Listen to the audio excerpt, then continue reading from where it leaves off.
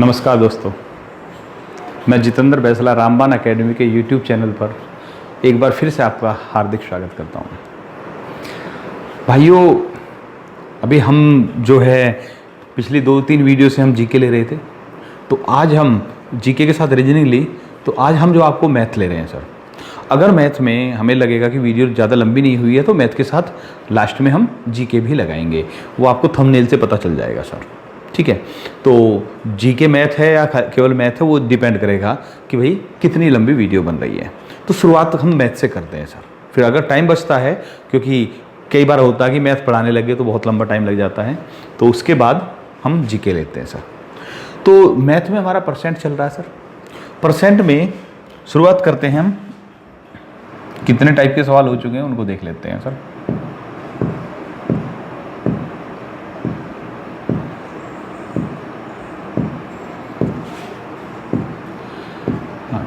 ये 10 सवाल हो चुके हैं, ठीक है, यहाँ तक हो चुके थे। उससे पहले भाग में दूसरे भी हुए थे सर, तो इनसे आगे बढ़ते हैं सर। देखिए, एक सवाल आया कि किसी परीक्षा में पास होने के लिए 40% अंक चाहिए। एक छात्र 92 अंक प्राप्त करता है और 8 अंकों से फेल हो जाता है, परीक्षा के कुल अंक कितने हैं? किसी परीक्षा में पास होने के लिए 40% अंक चाहिए, एक छात्र 92 अंक प्राप्त करता है, 8 अंकों से फेल हो जाता है, तो परीक्षा के कुल अंक कितने हैं, ये पूछा गया सर। अब अगर ऐसे में सवाल आता है तो बहुत सारी जगह पर सीधा सा एक बता देते हैं कि जितने अंक मिले वो ले लीजिए, जितने से फेल हुआ उनको जोड़ लीजिए, क्योंकि 8 अंकों से फेल हो गया है। ये करके 100 की गुणा कीजिए बटे पास के परसेंट से भाग दे दीजिए, जितने परसेंट पर पास होता उससे भाग दे दीजिए। अब आ गया ये 100 गुणा 100 बटे 40। डायरेक्ट ये करना है, 20 से 2 बार, ये 5 बार, और 2 से कितनी बार कटा? 50। आंसर आ गया 250। बच्चा खुश भाई, ठीक है यार, कोई दिक्कत थोड़ी है। आइए सर, लेकिन इस सवाल में हम आपसे कहेंगे कि सवाल हम भी आपसे इतना ही कराएंगे सर, इतना ही कराएंगे, लेकिन ये रटने वाली चीज़ हो गई कि भैया जितने मिले वो लीजिए, जितने से फेल हुआ उसको जोड़िए और गुणा 100 करिए बटे 40, या जितने परसेंट पर पास है उससे भाग दीजिए सर। लेकिन हम थोड़ा समझाते हैं आपको, समझिए सर इसको, इतना रटना मत प्लीज़। सवाल हम भी इतना बड़ा ही कराएंगे, लेकिन समझा कर करवाएंगे। तो आते हैं सर, क्या कहते हैं। देखिए सर, पहले इसमें हमें एक सोचना क्या है कि एक छात्र को 92 अंक मिले हैं और 8 अंकों से वो फेल हो गया। 92 अंक मिले हैं, 8 अंकों से फेल हो गया। सपोज कीजिए जितने अंकों से मिले अगर उसको 7 अंक और मिल जाते तो क्या वो फेल होता या पास होता? फेल हो जाता, क्योंकि 92 पर 8 से फेल है। अगर 99 मिलते तो भी 1 नंबर से फेल होता सर, ठीक है। अगर उसे 99 मिलते तो वो फेल था, लेकिन अगर उसे 100 मिलते यानी 8 और मिल जाते तो पास हो जाता, ठीक है। तो अब आपको जो है ना, बस ऐसे सवाल जब भी करें आप, तो वो पोजीशन देखिए जिस पर वो पास होता है, उससे अगर एक भी नंबर कम रह गया तो वो फेल हो जाएगा। अब वो पोजीशन क्या? 100 मार्क्स पर वो पास है सर, ठीक है। अब देखिए, बस ये सोचना है सर। अगर आप इसको ऐसे सोच कर करेंगे तो जिंदगी में कभी नहीं बोलेंगे सर। तो वो 92 मिले, 8 से फेल हो गया, यानी पास होने के लिए कम से कम कितने चाहिए? 100 अंक चाहिए। 100 या 100 से ज्यादा तो पास है, लेकिन अगर 99 भी रह गया तो फेल है। तो आप एक बार सोच गए कि भैया उसे पास होने के लिए कम से कम कितने चाहिए, बस वो सोचना है कि कितने चाहिए भैया? 100 अंक चाहिए। तो जितने पर पास है वो 100 पर पास है। अब दूसरी बात, तो और यहां कह रहा किसी परीक्षा में पास होने के लिए 40% अंक चाहिए। कितने परसेंट पर पास होता है? 40। अगर 40 से कम रह गया तो फेल हो जाएगा, ठीक है। 40% पर पास होता है और 100 नंबर पर भी पास हो सकता है, तो इसका मतलब टोटल का 40% 100 है। हो गया सर सवाल? टोटल का 40% 100 है। जब 40% 100 है तो 1% कितना हुआ? 100 बटे 40, ठीक है। जब 40% 100 के बराबर है तो 1% हुआ 100 बटे 40। समझ में आ गया? ओके। लेकिन हमें चाहिए 100%, तो 100 की गुणा कर दीजिए। आंसर कितना आ गया? 250। हमने भी सवाल उतना ही करवाया जितना पहले किया, लेकिन समझा कर कराया भाई, याद रखना सर। और मैं बार बार यही कह रहा हूं, आप मैथ को समझ कर कीजिए सर, सवाल आसानी से हो जाएंगे। सपोज कीजिए एक और सवाल आता है, इसको थोड़ा सा और सोचते हैं हम, इसमें थोड़ा सा चेंज करते हैं, ठीक है। सवाल कह रहा है किसी परीक्षा में पास होने के लिए 40% की जगह कोई और ले लेते हैं। किसी परीक्षा में पास होने के लिए 35% अंक चाहिए, ठीक है। और ये कह रहा है एक छात्र को अभी 35% अंक चाहिए, तो एक छात्र को 293 अंक मिले। एक छात्र को 293 अंक मिले जो कि पास होने के लिए न्यूनतम अंकों से 13 अधिक हैं, से 13 अधिक लिख लेते हैं। ठीक है, अब सवाल वही सवाल है, किसी परीक्षा में पास होने के लिए 35% अंक चाहिए, एक छात्र को 293 अंक मिले जो पास होने के लिए जो न्यूनतम अंकों की जरूरत है उससे 13 अधिक है, तो कुल अंक कितने थे परीक्षा के? ठीक है, टोटल अंक कितने हैं? आ जाइए सर, 293 चाहिए लेकिन 13 अधिक है, यानी अगर उसको 293 में से 13 गया, 280 भी मिलता तो भी वो पास था, क्योंकि उसके पास 13 फालतू है। लेकिन 279 मिलता तो फेल हो जाता। यानी कम से कम कितने चाहिए? 280 चाहिए। पक्का 280 है 35%, क्योंकि यहां कह रहा है 35% चाहिए, यहां कह रहा है 280 चाहिए। 280 पास होने के लिए चाहिए, 35% भी पास होने के लिए चाहिए। इसका मतलब 35% 280 के बराबर है, तो इसका मतलब 1% कितने के बराबर है? 280 बटे 35। 280 को 35 से भाग दे तो 1% आ गया, लेकिन हमें चाहिए 100%, तो गुणा 100 कर दीजिए। 7 से ये 5 बार, ये 40 बार, 5 से ये 8 बार, आंसर आ गया 800। सर सवाल सिर्फ हमने वही एक लाइन में ही किया है, समझ में आ गया भाई? ओके सर, दूसरे सवाल पर चलते हैं। किसी परीक्षा में पास होने के लिए 45% अंक चाहिए, एक छात्र 289 अंक प्राप्त करता जो कि न्यूनतम 5 अंकों से 19 अधिक है, तो परीक्षा के कुल अंक कितने हैं? ट्राई कीजिए भाई। ओके सर, ठीक है, बहुत आसान है। 289 मिले, 19 ज्यादा है, यानी पास होने के लिए चाहिए 270। 289 है, 19 फालतू है, तो 270 चाहिए। 270 45% के बराबर है, तो 45% 270, तो 1% के लिए बटे 45, ये 1% आ गया। और अगर इसमें 100 की गुणा करें तो 100% आ गया। 9 से 5 बार, 9 से 30 बार, 5 से ये 6 बार, आंसर आ गया 600। परीक्षा के कुल अंक है 600। ठीक है, समझ में आ गया? तो अब ज्यादा है या कम है, दोनों आप कर सकते हैं बड़े आराम से। अगले क्वेश्चन पर चलते हैं सर। किसी परीक्षा में पास होने के लिए 37% अंक चाहिए, एक छात्र 128 अंक प्राप्त करता है और 5% अंकों से फेल हो जाता है, परीक्षा के कुल अंक कितने हैं? ट्राई कीजिए भाई। किसी परीक्षा में पास होने के लिए 37% अंक चाहिए, एक छात्र 128 अंक प्राप्त करता है और 5% अंकों से फेल हो जाता है, तो परीक्षा के कुल अंक कितने हैं? ट्राई कीजिए भाई। बहुत अच्छे सर। सर इसी में बस ये जल्दबाजी करेंगे तो सवाल गलत हो जाएगा सर। देखिए, पास होने के लिए चाहिए 37%, एक को मिले 128, वो 5 अंकों से फेल नहीं हुआ, 5% अंकों से फेल हुआ है। 5 अंकों से फेल नहीं है, 5% अंकों से फेल है, यानी कि उसके कितने परसेंट कम हो गए? मतलब 5% कम हो गए, तो उसका मतलब उसे कितने मिले? 32% मिले, क्योंकि 37% मिलते तो पास हो जाता, लेकिन 5% अंकों से फेल हुआ है, तो इसका मतलब क्या हुआ सर? इसका मतलब उसे 32% अंक मिले। क्लियर है? कितने प्राप्त करें? 32, तो 32 और उसे कितने मिले? 128, तो 128 कितने के बराबर है? 32% के, तो बटे 32 कर दो। 128 32% के बराबर है, तो 1% आ गया 128 बटे 32। लेकिन हमें चाहिए क्या? परीक्षा के कुल अंक, तो गुणा 100 कर दो। ठीक है, अब देखिए 32 से 4 बार, आंसर आ गया 400। ठीक है, क्लियर हुआ भाई? Okay sir. तो मेन चीज ये है कि आपको लैंग्वेज पर भी ध्यान रखना, अगर लैंग्वेज पर ध्यान नहीं रखेंगे सवाल गलत हो जाएगा सर। ठीक है, और बहुत आसान चीज है। अगले क्वेश्चन पर चलते हैं भाई। किसी परीक्षा में एक विद्यार्थी को 34% अंक मिले और वह 23 अंकों से फेल हो गया, उसी परीक्षा में दूसरे विद्यार्थी को 39% अंक मिले जो कि पास होने के लिए निर्धारित न्यूनतम अंकों से 17 अधिक हैं, तो परीक्षा के कुल अंक कितने हैं? ठीक है, तो एक विद्यार्थी को 34% मिल रहे, 23 से फेल, दूसरे को 39 मिल रहे, 17 अधिक है, तो परीक्षा के कुल अंक कितने हैं? सर देखिए ध्यान से सुनिए, मान लिया ए विद्यार्थी है, अभी मैं सवाल जो बताऊंगा तो वो इस तरीके से बताएंगे, आपको कुछ लिखने की जरूरत नहीं पड़ेगी, सवाल पढ़ते पढ़ते हो जाएगा, लेकिन समझ लीजिए बस एक बार। ए को मिले 34% और ये है 23 से फेल। दूसरा है बी को मिले 39% और ये न्यूनतम पास अंकों से 17 अधिक, पास से 17 अधिक है।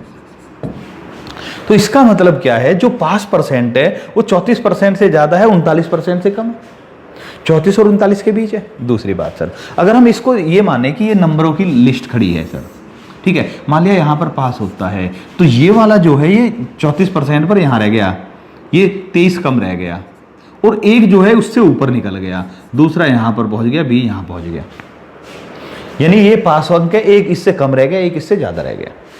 ठीक है, ये समझ में आ गया सर। तो ऐसी स्थिति में ए और बी के नंबरों में कितने नंबरों का अंतर है? ये 23 से फेल है, ये 17 अधिक है, तो इन दोनों में 40 का अंतर है सर।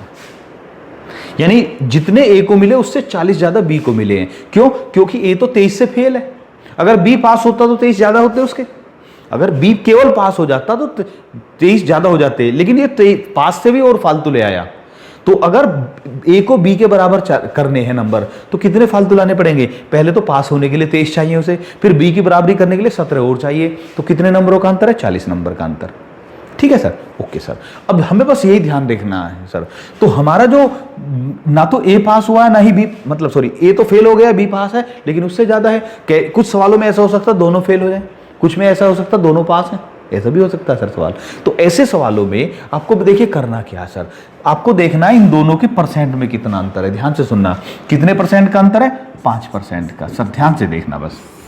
नंबरों में कितने का अंतर है? 40 का, वो मैं बता चुका हूं क्यों है, क्योंकि ये 23 से फेल है, ये 17 अधिक है।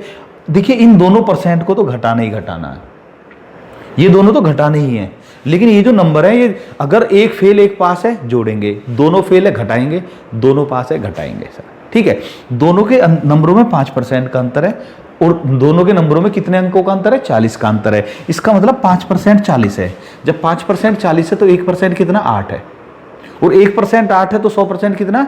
800 है। आंसर भैया 800, परीक्षा के कुल अंक 800 हो गए। That's all. ये सब लिखने की जरूरत नहीं है, कुछ नहीं करना। देखिए अब फिर से, बहुत आसान सवाल है सर, ये मैंने समझाने के लिए दिया है आपको, इतना लिखना नहीं है, कुछ नहीं लिखना इसमें। ऐसे सवाल में किसी परीक्षा में एक विद्यार्थी 34% अंक मिले 23 से फेल, दूसरे को 39% मिले 17 अधिक है, एक फेल है एक पास से ज्यादा है सर, तो दोनों के नंबरों में 23 और 17 40 का अंतर है। ठीक है, परसेंट में 34 और 39 5% का अंतर है, तो 5% 40 है, तो 1% कितना हो गया? 8 हो गया, तो 100% कितना हो गया? ये तो आप मुझबानी बता दोगे ना सर, आंसर आ गया 800। ठीक है, पूरे सवाल में कोई पेन उठाने की जरूरत नहीं। ठीक, याद रखना, अगर एक फेल एक पास से जुड़ेंगे, दोनों फेल है घटेंगे, दोनों पास है घटेंगे, लेकिन अंक परसेंट तो घटना ही घटना है। अब आगे बढ़ते हैं। किसी परीक्षा में एक छात्र को 36% अंक मिले और वह 32 अंकों से फेल हो गया। उसी परीक्षा में दूसरे छात्र को 42% अंक मिले जो कि न्यूनतम पास अंकों से 16 अधिक है। तो परीक्षा में पास होने के लिए कितने परसेंट अंक चाहिए? कितने परसेंट अंक चाहिए वो बाद की बात है, पहले देखते हैं सर। एक को मिले 36, दूसरे को मिले 42, कितने परसेंट का अंतर है? 6% का अंतर। एक को 36% अंक, दूसरे को 42% अंक। अंकों का कितने परसेंट का अंतर है? 6%। ये 32 से फेल, ये 16 अधिक, एक अधिक है एक फेल है, जुड़ेंगे या घटेंगे? जुड़ेंगे। 32 और 16 48, तो 6% 48, 1% कितना हो गया? 8। 100% कितना हो गया भैया? यहां भी 800, टोटल अंक 800। लेकिन इसने क्या पूछा? पास होने के लिए कितने परसेंट अंक चाहिए? ओके, देखिए सर, ये 36% अंक मिले, फेल हो गया है, यानी 36 से ज्यादा है। इसको 42 मिले, पास से ज्यादा आ गया सर, 42 से कम है, तो 36% अंक मिले, 32 से फेल है, 32 अंक। अब देखिए 1% 8 है, 16 कितना? 2% है, 8 1% है, 16 2% है, 32 कितना? 4% है। ये 32 अंकों से फेल हुआ, इसका मतलब 4% से फेल हुआ है। 36% अंक मिले, 4% से फेल, तो पास होने के लिए कितने चाहिए? 40%। आंसर। दूसरे को देखते हैं, 42 मिले 16 अधिक, 16 मतलब 2% अधिक, क्योंकि 1% 8 है, तो 16 मतलब 2% अधिक है, यानी 40% चाहिए पास होने के लिए। क्लियर है भाई? ये भी बिल्कुल ठीक है। परसेंट पास पूछ रहा है तो भी आपको कुछ पेन नहीं उठाना, और अगर आपसे टोटल अंक पूछ रहा है तो भी पेन उठाने की जरूरत नहीं है। ठीक है, अगले क्वेश्चन पर आते हैं सर। हाँ जी सर, तो ये समझ में आ गया होगा। अब आगे जो है हम दूसरे टाइप के सवाल बताने वाले हैं आपको। इस टाइप के समझ में आ गए सर? ओके, अब दूसरे टाइप के सवाल देखिए सर। क्या होता है, ये मोस्ट पॉपुलर क्वेश्चन है, बहुत सारे भाई अपने अपने हिसाब से कराते हैं सर। जैसे कहा जाए कि एक वर्ग की प्रत्येक भुजा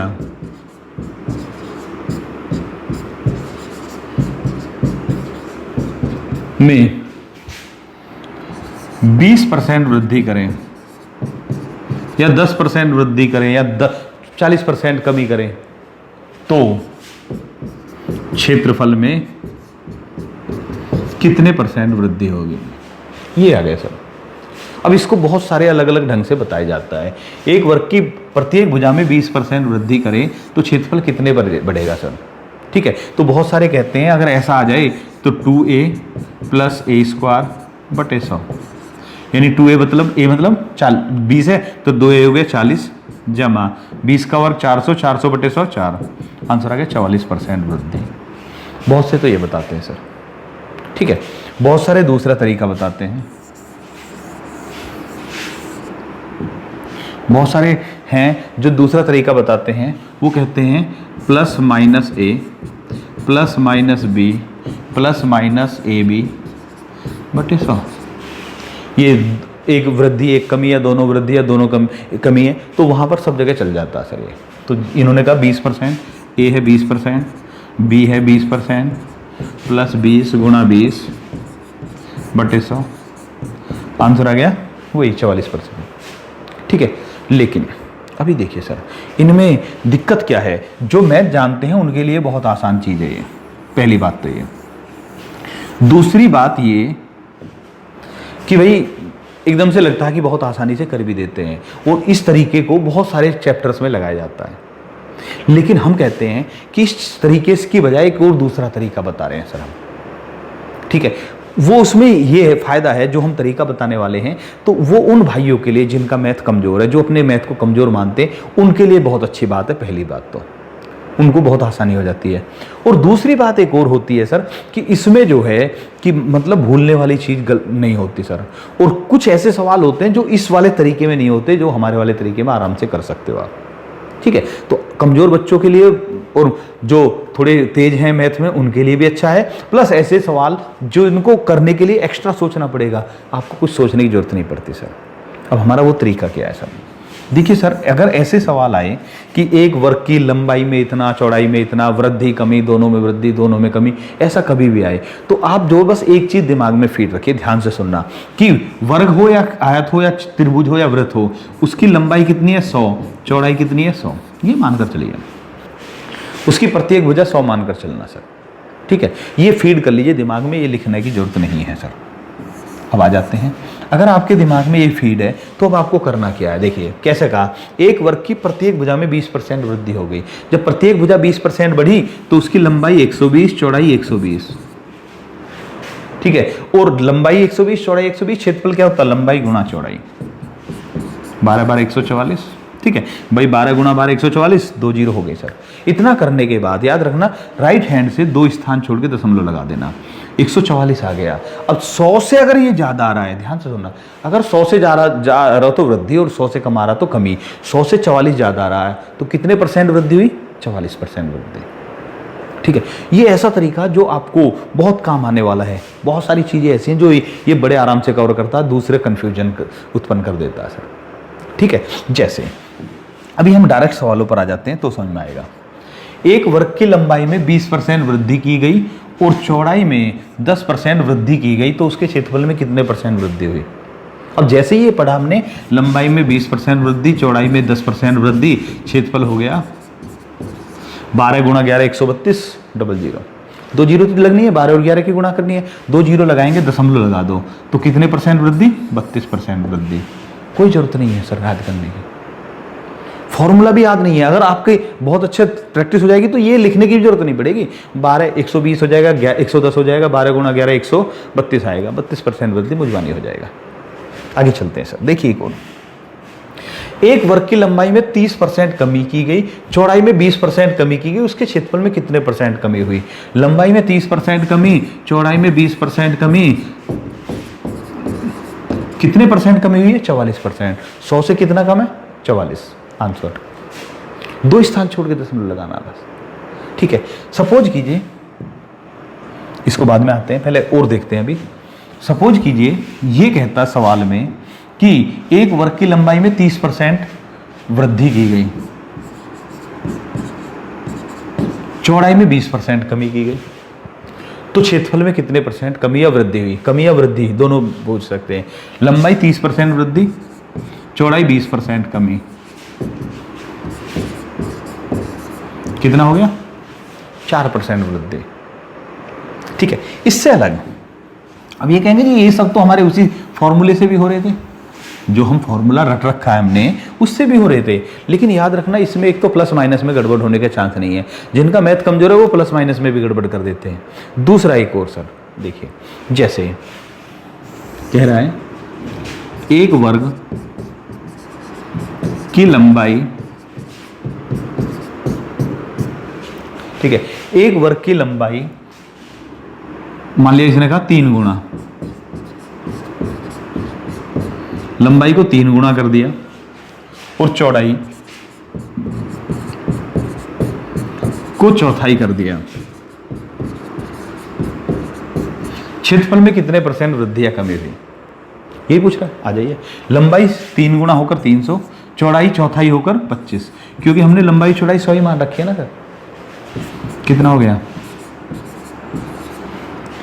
तो 2 स्थान छोड़ के दशमलव लगाइए, चौड़ाई क्षेत्रफल में 25% की कमी आ गई भाई। अब वो 3 गुणा कहे, 2.5 गुणा कहे, 1.5 गुणा कहे, 2 गुणा कहे, 5 गुणा कहे, इसमें आधा कहे, तिहाई कहे, चौथाई कहे, एक में % कहे, एक में 2/3 कहे, कोई फर्क नहीं पड़ रहा सर। वहां पर % में सोचना पड़ेगा, यहाँ सोचना ही नहीं है सर। ठीक है, सपोज कीजिए इसने क्या कहा कि वर्ग की लंबाई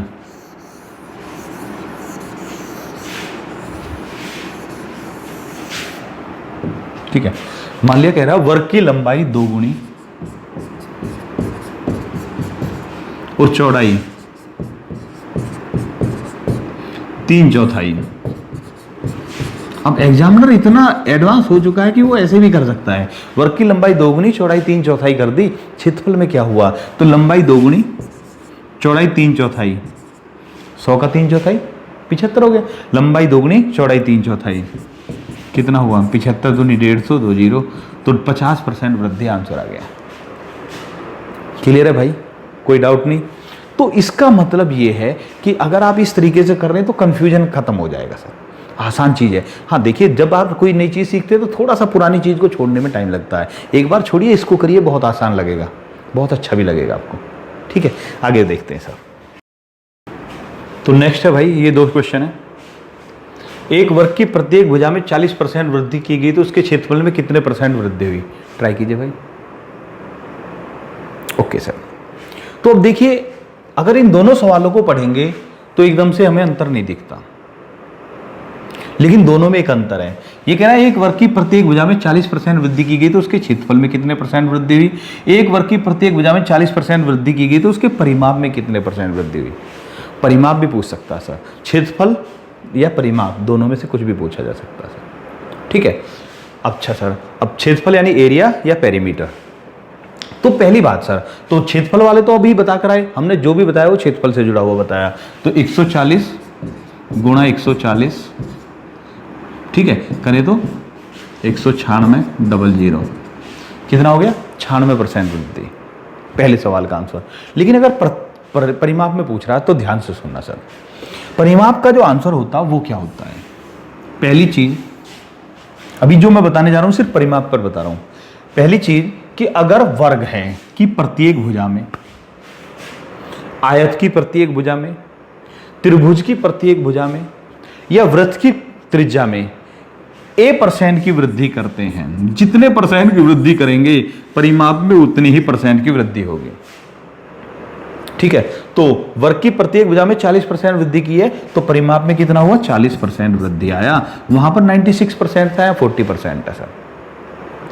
ठीक है, क्यों वो देख लेते हैं सर। चलिए, अगर बहुत सारे कंफ्यूज हो रहे होंगे तो क्या है सर, सपोज कीजिए हमारे पास एक वर्ग है, कुछ भी, कोई भी वर्ग है ये, ठीक है। अब मान लिया इसकी भुजा है 100, ये भी 100, तो इसका परिमाप चारों भुजाओं का योग 400 हो गया। अब ये कह रहा है कि प्रत्येक भुजा को 40% बढ़ा दिया। अब ये बनाकर ऐसे कर दिया, अब ये भी 140, ये भी 140, तो कितना हो गया? 560 हो गया। तो पहले का था 400, अब हो गया 560। परिमाप का मतलब चारों भुजाओं का योग होता है। तो अब इसमें वृद्धि कितनी हुई है? 160 की। वृद्धि गुणा 100 बटे पुराना मूल्य, पुराना मूल्य कितना? बटे 400, तो कितना आ गया भी? 40%। ऐसे भी, लेकिन आपको ये करने की जरूरत नहीं है। फिर ध्यान से सुनना, अगर प्रत्येक भुजा में समान वृद्धि हो रही है तो जितनी % वृद्धि या कमी होगी परिमाप में उतने % कमी या वृद्धि होगी। क्षेत्रफल, अब तक पहले जो पढ़ा हमने क्षेत्रफल पढ़ा, अब हम परिमाप को लेकर चलते हैं। लेकिन अगर परिमाप में भी अलग अलग आ जाए तो देखिए, सपोज कीजिए मैंने क्या क्या बताया, अगर सर्किल की जो रेडियस है यानी कि वृत्त की जो त्रिज्या है, मान लिया ये सर्किल है, ठीक है, दोबारा से बनाते हैं पूरा। मान लिया ये वृत्त है और इसकी ये त्रिज्या दे रखी है r। अगर इसमें कुछ भी a% की वृद्धि करेंगे तो इसका परिमाप a% ही बढ़ेगा, ठीक है। अगर इसमें हम a% कमी करेंगे तो परिमाप भी a% ही घट जाएगा। परिमाप यानी परिधि बोला जाएगा यहां पर, ओके। अब दूसरी बात आते हैं सर, लेकिन अगर हम अलग अलग वृद्धि या कमी करें तो जैसे उसके लिए क्या करना, वो बहुत आसान तरीका है। ये कह रहा है एक वर्ग की प्रत्येक भुजा में 40% वृद्धि की, इसकी जगह ये कहता है वर्ग की, चलो मैं थोड़ा खाली जगह पर चलते हैं, यहां पर है, ठीक है। एक वर्ग की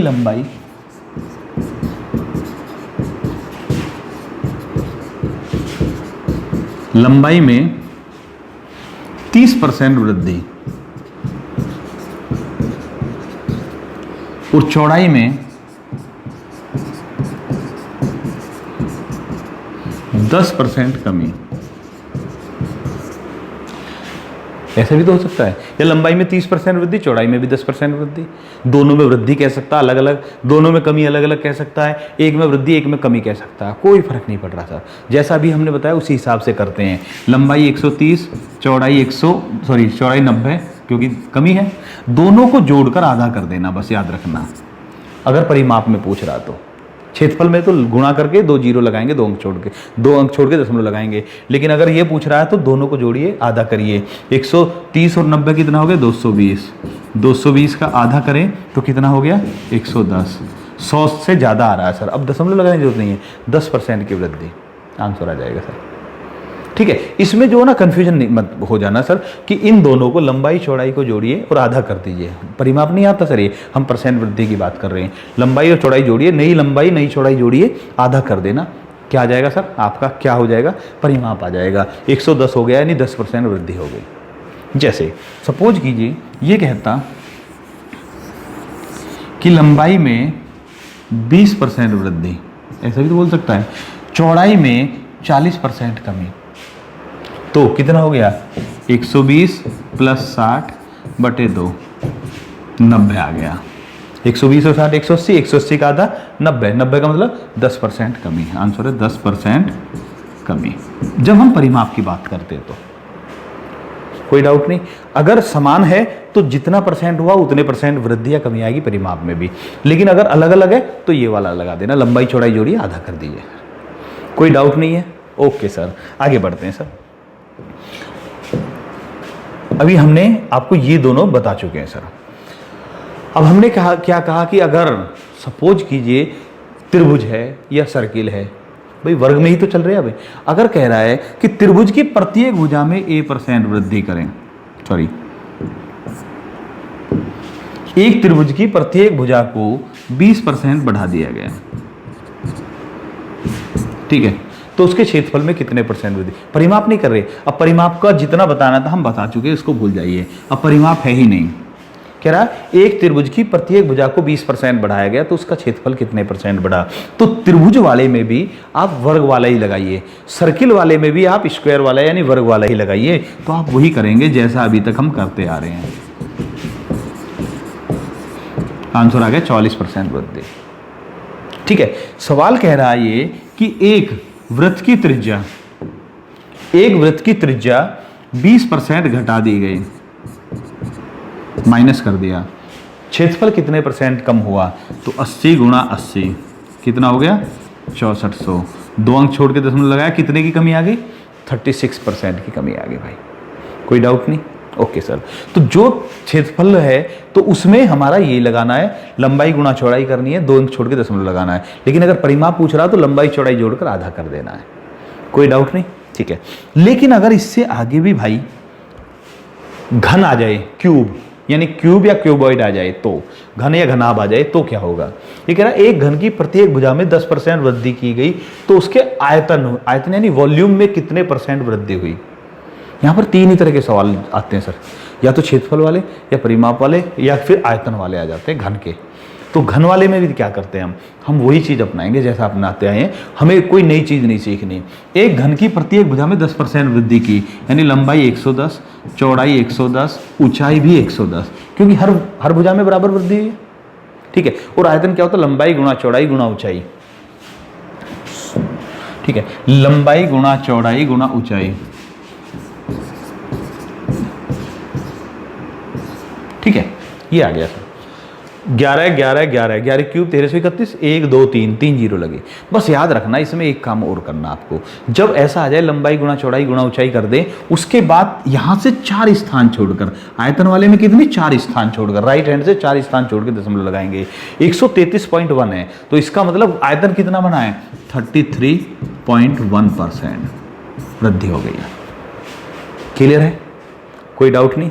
इस पर आ जाते हैं, अगर अलग अलग हो, एक घन की लंबाई में 50% वृद्धि 150, उसकी चौड़ाई में 20% कमी 80, उसकी ऊंचाई में 50% कमी 50। कोई डाउट नहीं भाई, ओके। फिर से देखते हैं, एक घन की लंबाई में 50% वृद्धि 150 हो गया, उसकी चौड़ाई में 20% कमी 80 रह गया, उसकी ऊंचाई में 50% कमी 50 रह गया। आयतन में कितने % कमी हुई, या वृद्धि हुई या कमी हुई, उससे कोई फर्क नहीं पड़ रहा। तो 15, देखिए 3 जीरो तो हमारे पास है, 1 2 3 3 जीरो हमने पहले ही लगा ली, इधर लाते हैं सर। 8 पंजे 40, 40 की और 15 की गुणा करेंगे तो 600 आ जाएगा। क्लियर, कितने स्थान छोटे दशमलव के लिए, 4, 1 2 3 4 छोड़ा तो 60 रह गया। 60 का मतलब कितने % कमी आई, 40% कमी आ गई, आयतन में 40% कमी। कोई डाउट नहीं भाई, यहां तक क्लियर है, ठीक है। तो अभी हमने आज आपको कितने % आयतन में, क्षेत्रफल में या परिमाप में वृद्धि या कमी होती है ये बताया, उससे पहले परीक्षा वाले बताए। अब आ जाते हैं जीके पर। जैसा कि मैंने शुरू में ही कहा था, अभी हमारे पास इतना बड़ी वीडियो नहीं हुई है, तो हम जीके ले सकते हैं सर। तो जीके में शुरू करते हैं, तो पहले खाली पेज ले आते हैं, ठीक। जीके में हमारा चला हुआ है ज्योग्राफी ही, तो ज्योग्राफी का ही एक चीज उठा लेते हैं सर। ज्योग्राफी में उठा लेते हैं हम झील।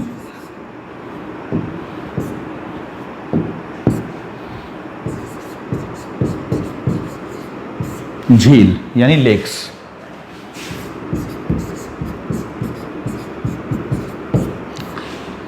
झील का अध्ययन लिम्नोलॉजी में करा जाता है। क्या है सर, लिम्नोलॉजी।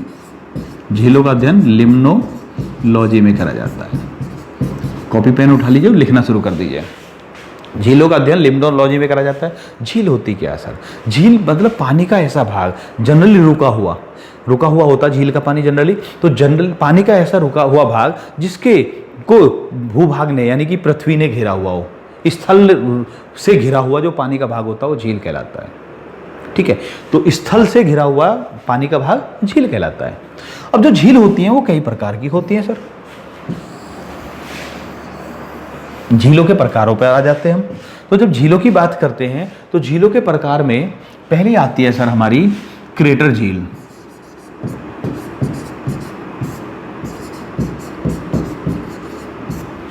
क्रेटर झील। दूसरी आती है हमारी विवर्तनिक झील।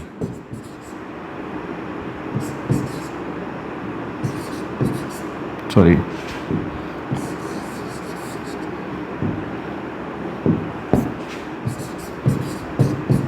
विवर्तनिक झील। एक आती है गोखुर झील।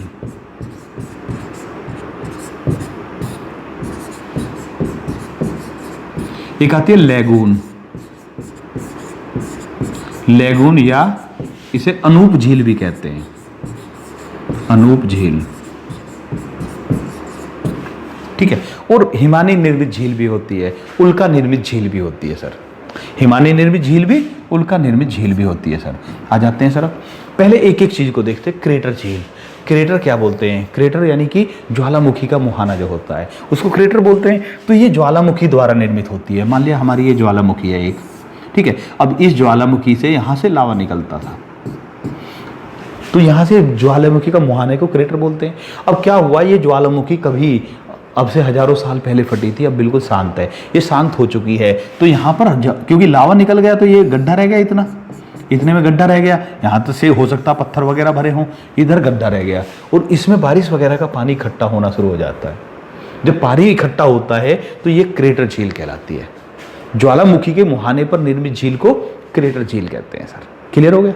एक बात और सर, जब ये क्रेटर बहुत बड़ा हो जाता है, बहुत बड़ा हो जाता है, तो उसे क्या बोलते हैं? कॉल्डेरा कहते हैं। क्या बोलते हैं? कॉल्डेरा। तो क्रेटर झील या कॉल्डेरा क्या है? ज्वालामुखी के मुहाने पर स्थित झील को कहा जाता है। ओके, आगे बढ़ते हैं। अब आती है विवर्तनिक झील। आपने प्लेट विवर्तनिक सिद्धांत तो सुना होगा, पढ़ा भी होगा, प्लेट विवर्तनिकी सिद्धांत। तो विवर्तन क्या होता है सर, उसको देखते हैं। सर हमारी जो पृथ्वी है वो बहुत सारी चट्टानों से बनी हुई है, शैल से बनी हुई है। अब होता क्या है कि मान लिया पृथ्वी की जो चट्टान है वो खिसक गई आपस में, जब खिसकेंगी तो बीच में गैप बन जाएगा और गैप जो गड्ढा सा बनेगा वहां पर जो है ना पानी भर जाएगा, उसे विवर्तनिक झील बोलते हैं। ठीक है, तो विवर्तनिक झील जब ऐसे खिसकने के बाद बनता है, तो ये अफ्रीका में जैसे न्यासा है, मलावी है, टंगानिका झील है, ये सब विवर्तनिक झील के उदाहरण है। क्रेटर का उदाहरण है हमारी लोनार झील। लोनार झील महाराष्ट्र की, लेकिन एक चीज का ध्यान रखना, जो लोनार झील है महाराष्ट्र की, इस पर बहुत से लोगों में विवाद है। बहुत से वैज्ञानिक कहते हैं ये क्रेटर झील है, बहुत से कहते हैं उल्का निर्मित झील है।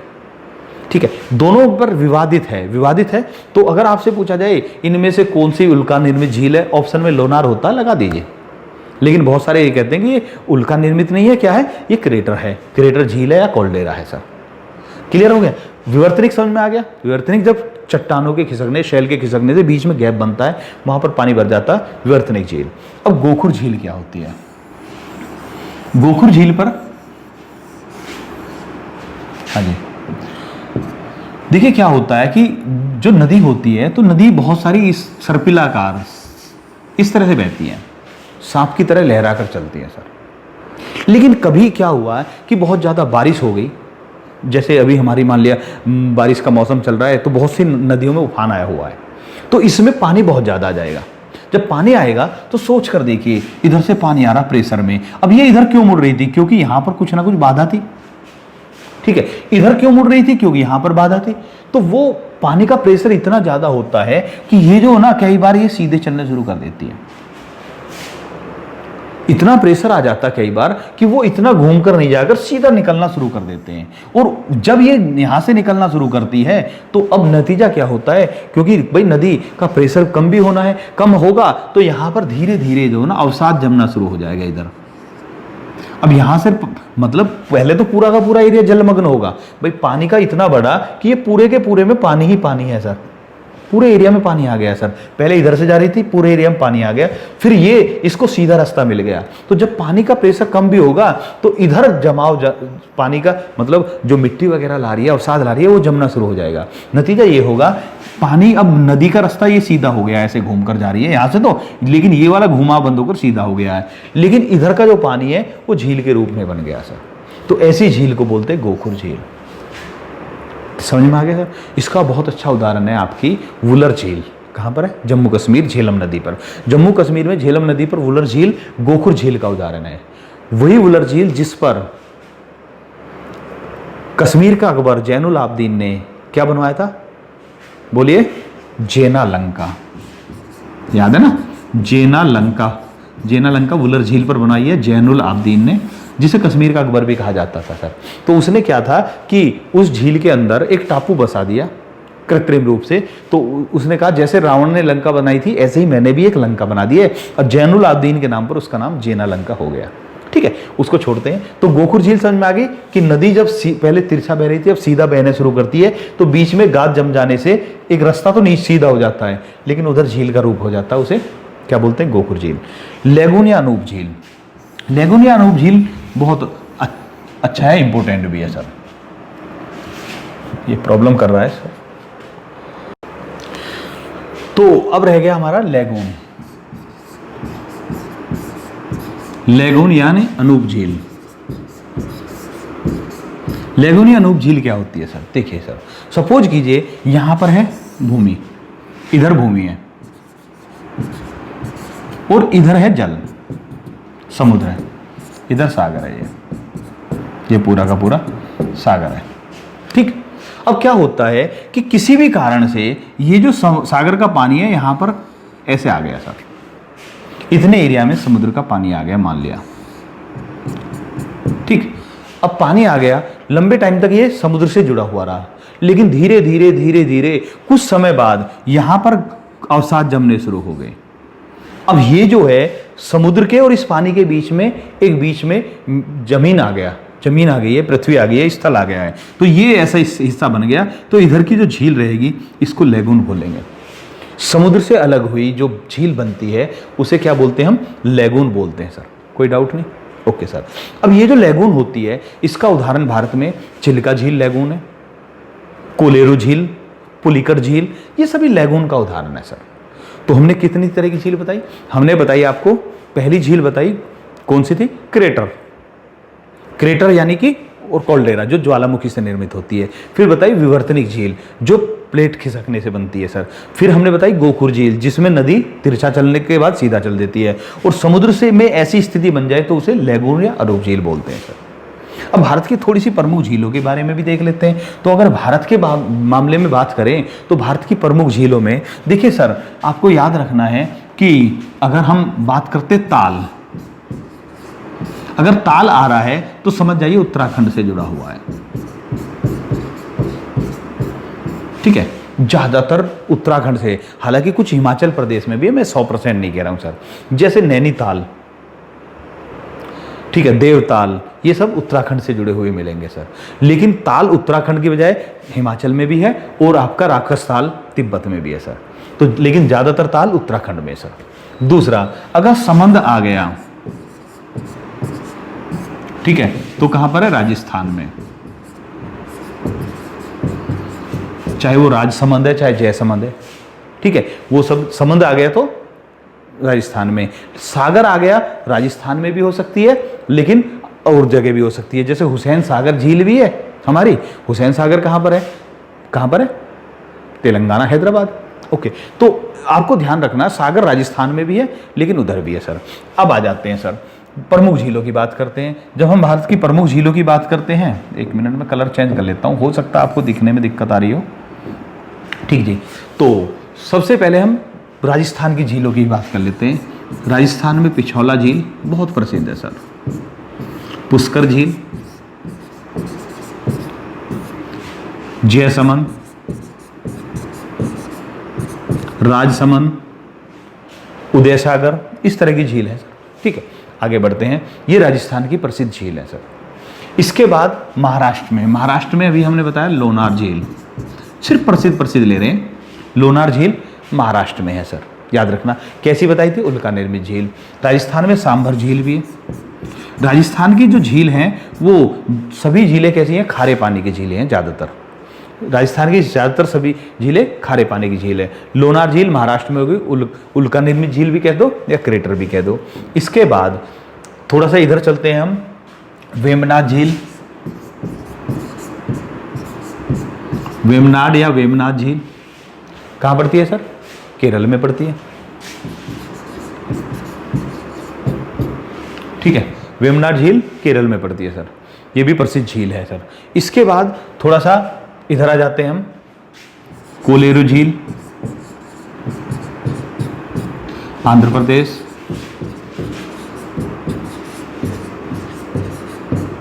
ठीक है।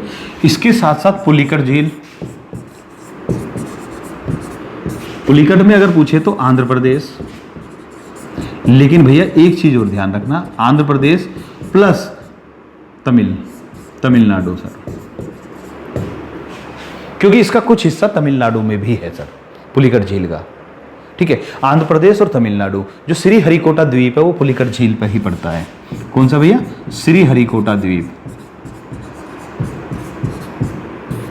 श्री हरिकोटा द्वीप जो भारत का हमारा उपग्रह प्रक्षेपण केंद्र है, ठीक है, वो जो है पुलिकर झील से के आगे ही पड़ता है। तो श्री हरिकोटा झील ने पुलिकर झील और बंगाल की खाड़ी को अलग कर रखा है सर। तो पुलिकट कैसी बताई अभी मैंने?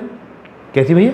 लैगून झील का उदाहरण है। एक बात और सर, श्री हरिकोटा द्वीप के पूर्व की तरफ बात कर रहे हैं तो हमारा क्या है, बंगाल की खाड़ी। पश्चिम की तरफ बात कर रहे हैं तो हमारी बकिंघम नहर। बकिंघम नहर जो है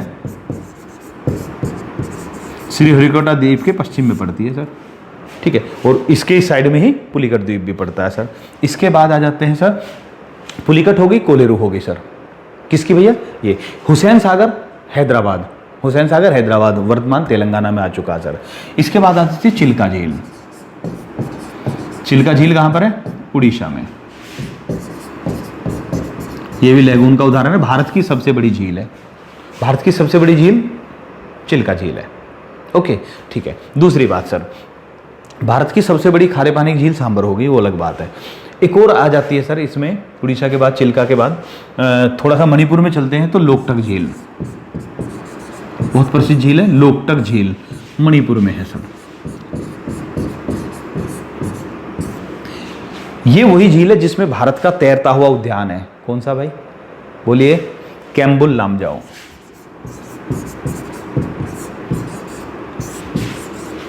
भारत का तैरता हुआ उद्यान कैम्बुल लामजाओ लोकटक झील पर ही पड़ता है सर। क्लियर हो गया सर। इसके बाद डल झील